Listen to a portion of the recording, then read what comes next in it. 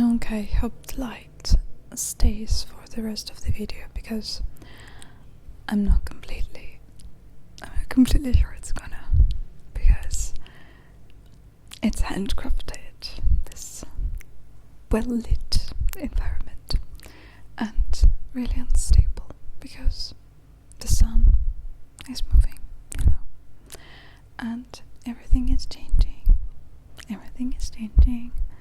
So let's see, right? Yeah. But in any case, you will know that I tried my best. I tried my best. I have quite a few updates, which I am in a really weird way proud of, because here there is like lots of books that are getting thrown in a dumpster, and some people say I am the dumpster book queen, because I always spot this kind of books, and I'm lacking a cool library here. I don't have many, and I think my attention span also worsened throughout the course of Instagram developing and TikTok developing, but I'm trying to bring it back, and read as much as I read before, which is not that simple, but we are moving towards it. But book obsession stays, so it has become a weird longing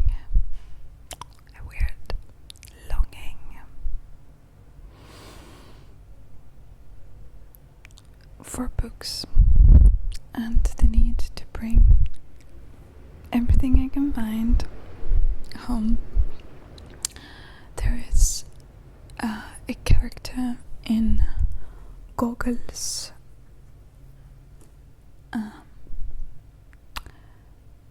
I think it's called, the novel is called Dead Souls, right?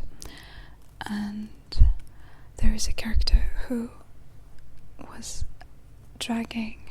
bringing all the dumpster items home, and I feel like I adopted some of these qualities. Anyways, I have quite a few new items, and I want to share them with you,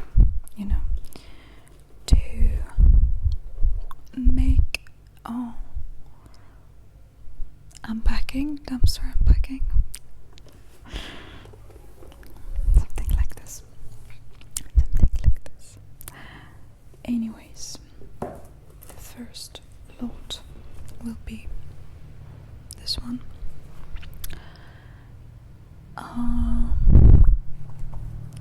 And I think it's supposed to be something like adaptation or something. I will read you introduction.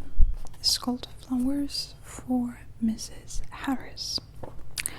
The author of this book, Paul Gallico, I think, maybe it's an Italian name, was born in New York City in 1897. Not long after leaving Columbia University in New York, he served in the United States Navy in the First World War.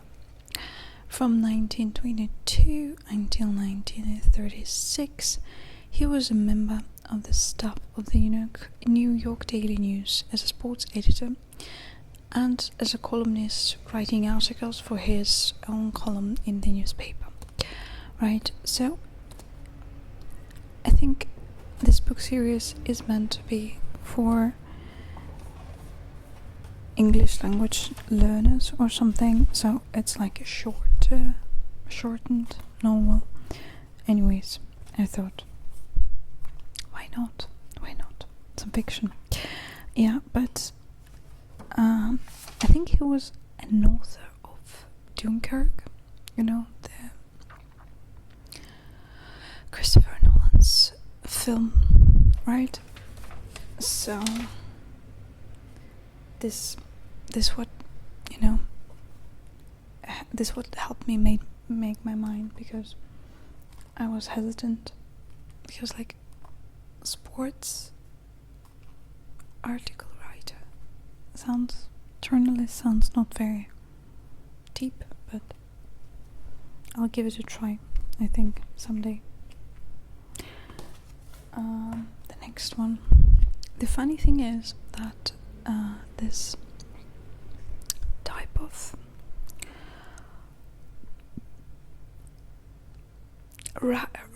raid towards the dumpster was made near the church. I think it was Swedish church, so or Norwegian or Swedish, something like this, and lots of authors were from Sweden, either translated or just in Swedish language. And yeah, so the next one would be translated one.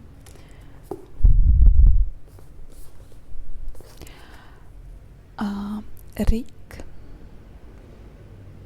Pernille. I'm not sure if in Sweden they read the E at the end. Not sure. The golden section.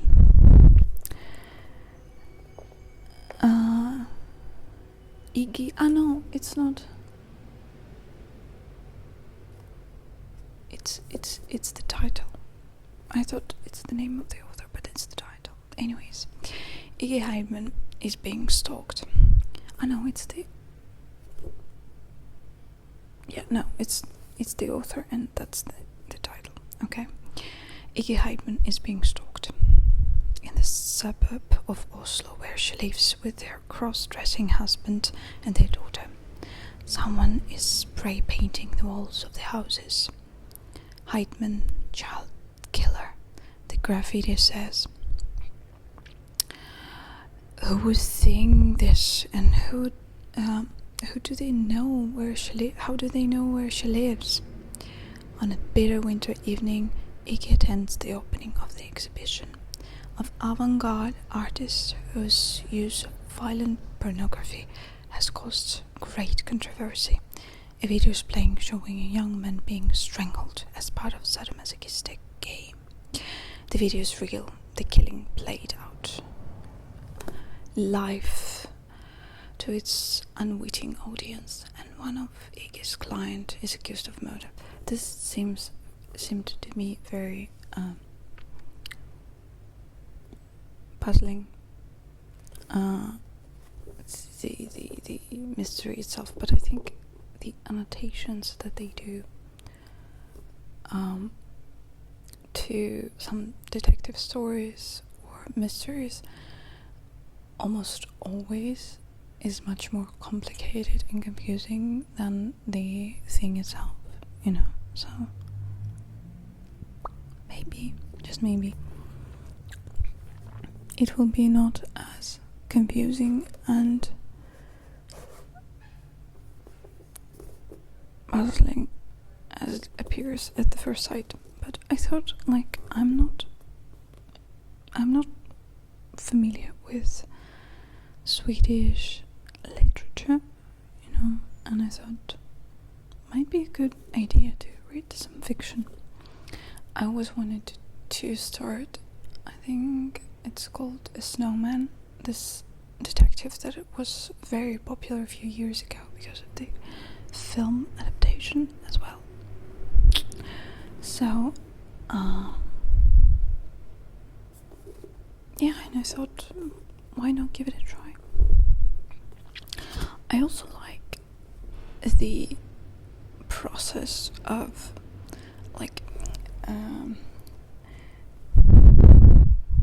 backstory, community, the process of creating the community and all the attributes that go along with it. You know, when people, for instance, give each other books, maybe even discuss them afterwards, like a book club or something. But yeah, so maybe that's why I'm just like grabbing all that I can find in English, because you know, people here don't have much in my community, in my like friend circle. They don't mostly have books that they can actually read, because they also traveled here or something. So anyways, I thought that might be nice. Might be a nice touch. If I will have an opportunity to borrow some books, and maybe they will borrow me some books, you know, exchange, communal kind of way of living. I think we're all lacking some kind of community, you know, this kind of sense of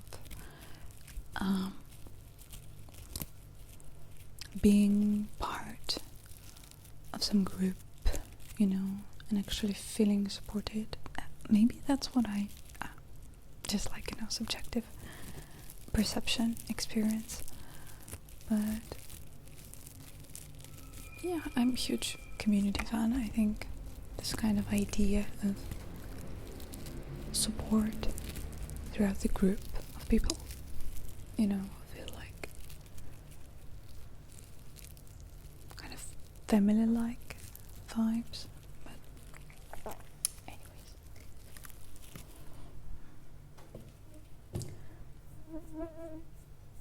oh my god, the next one will be Beyond Opportunistic. My hands are now crunchy. Beyond Opportunistic, because I'm not actually sure I'm gonna read this one. Not that I was sure that I'm gonna read the rest of it, but I like to collect stuff without guilt. So anyways, the next one was really opportunistic, because I am not an ethnographist, right? So I don't know much about ethnography, but I think there was a period in my life where I was like really interested in it, and I was googling about, I don't know, China, and reading books about it, really sporadically, you know, just like grabbing something and reading. Korea, some Asian, India as well, actually. In my hometown there was like a few really cool bookshops where you could spend like the whole day in, and nobody would say you anything. And there were lots of deep science-wise books, you know, with some really narrow topics. For instance, I know, Diaries of Ho Chi Minh, something. And I had a habit of just like anxiously coming there and checking out what's up, compulsively buying something. And you know, with the scientific books, and this is like a life hack, because if you have a tendency, as I do, that you do not actually read books to the end, you know, from beginning to the end. I think with the books, like, you know, with narrow topics, they have like chapters, and it's like super fine to read only the interesting chapters, because it's not fiction that you have to, follow the plot and read till the end. You can just like grab something, and go with the flow. And I think it's more like vibey, funky way of reading, because you do not power through some parts that you don't like. And that's what I liked about scientific books, or with the collections of articles. You can just like skip authors that you don't want to read, or just like put them off till you consume all the juicy parts. So, and this one kind of grabbed my attention because the next hamster book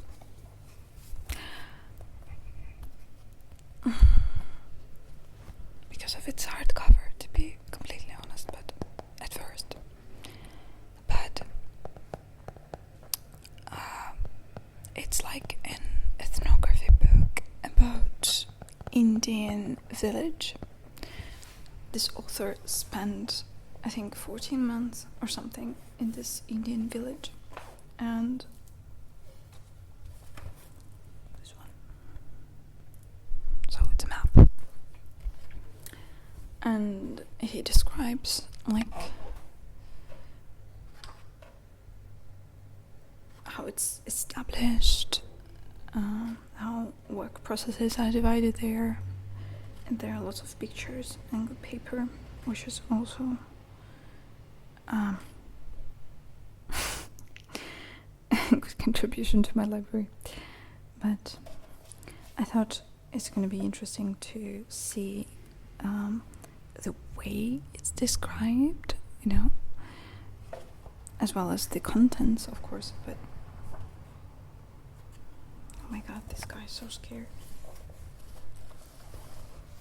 I think that was a Canadian author. This guy's so scared for some reason.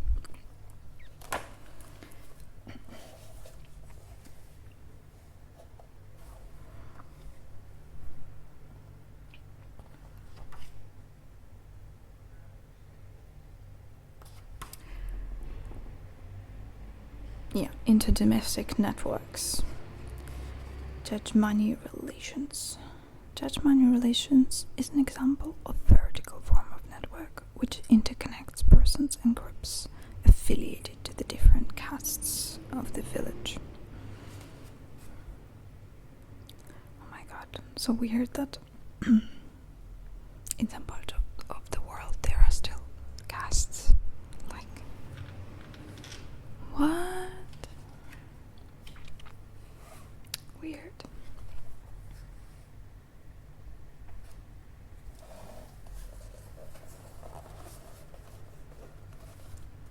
Anyways, little opportunistic, but could be fun.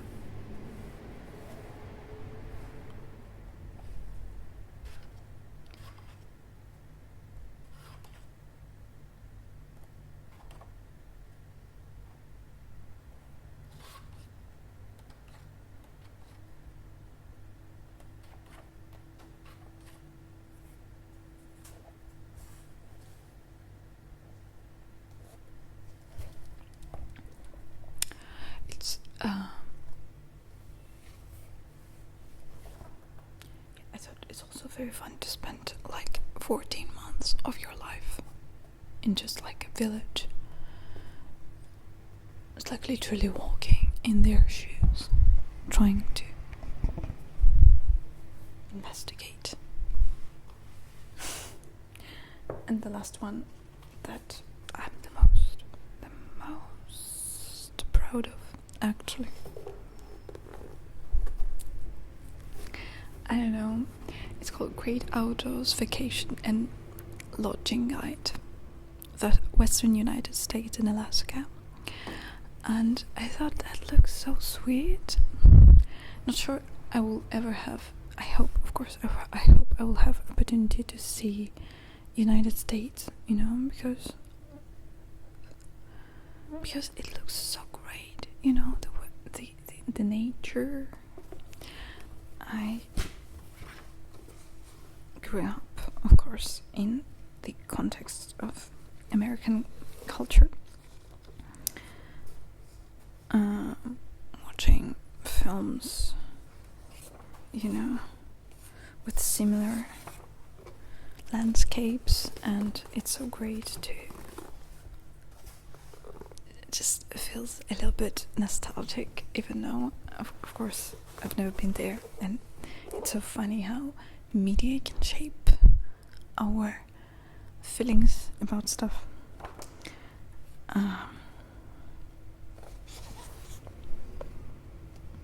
And I don't know, this feels so warm for some reason, which shouldn't actually, but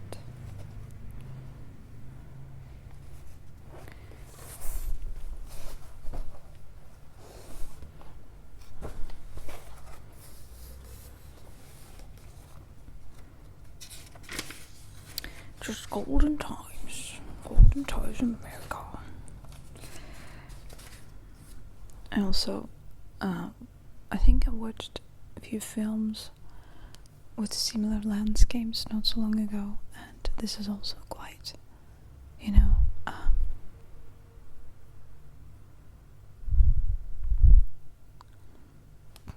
I'm thinking of the word, but I cannot find it.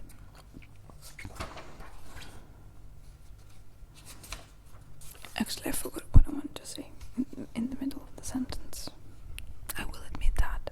I have no problem with being stupid. The mountains. I just want to go through it, the day I feel bad about stuff, just like to see the eagle, for instance, right? Fruit flies.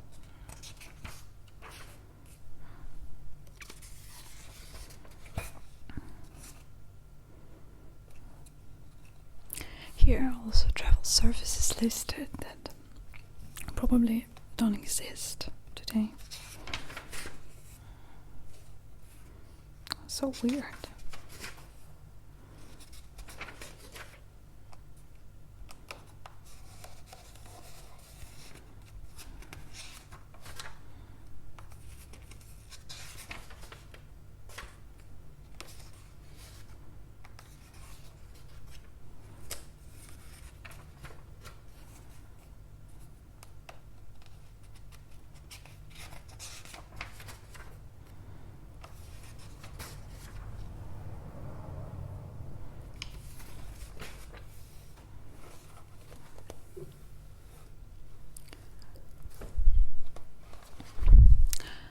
I tried to find something to show you, like pretty pictures, but I couldn't exactly. Here's the bear and some balls, but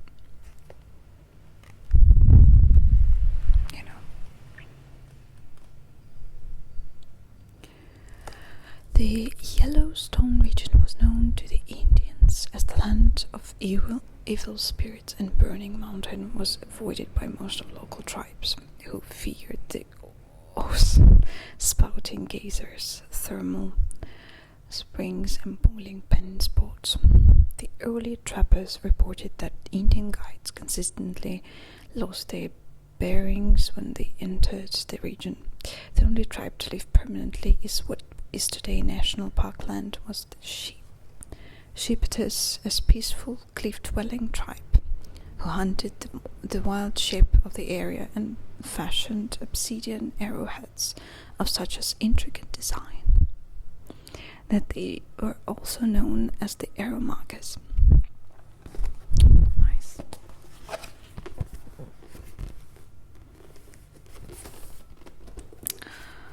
Yep. So that's pretty much it.